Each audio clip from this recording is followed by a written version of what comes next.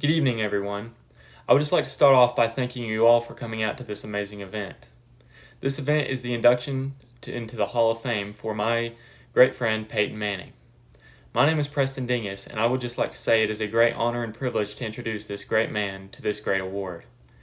Peyton is a very achieved football player, and he has excelled at every corner and aspect of his field. My name is Preston Dingus, and I have been a great fan of Peyton's for a long time. I've watched many of his games and studied much of his film.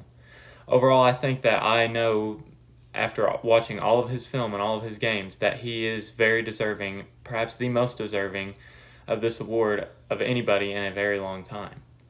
But let us get back to where it all started, at the University of Tennessee. Peyton went into college as a freshman, as most people do, and he then went on to not start most of his first season. He did get one start and he did okay, but he wasn't great and spectacular like he would be at the end of his college career. So, knowing this, he worked very hard in practice and studied more film than anybody else. Even his coach, Philip Fulmer, mentioned many of these things, and Peyton went on to become a starter, and that very year he took Tennessee to their first SEC championship and their first SEC championship win in many years. However, Peyton never did beat their greatest rival in the Florida Gators. Peyton went on to have 3 more great seasons at the University of Tennessee, going to 2 SEC championships, and this brought him to the NFL Draft. Now, in the NFL Draft, his greatest competition was quarterback Ryan Leaf. Ryan Leaf was a promising prospect on many levels, especially his throwing game. But he never really nailed the knowledge of the game and being able to read defenses like Peyton Manning.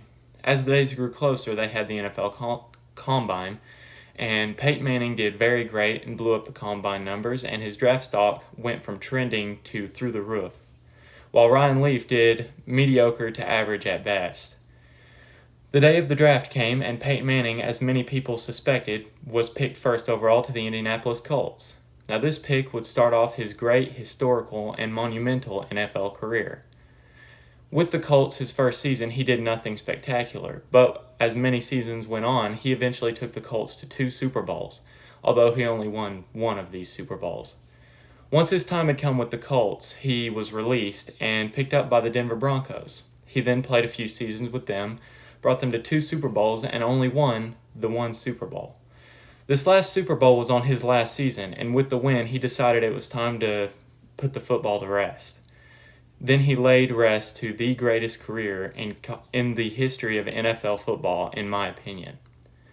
Once again, I would just like to thank everybody for their time, and thank you for this great honor and privilege of being able to introduce this amazing man to the Hall of Fame. And I believe that Peyton Manning is the most deserving of this award. Now let me introduce you to my great friend, Peyton Manning.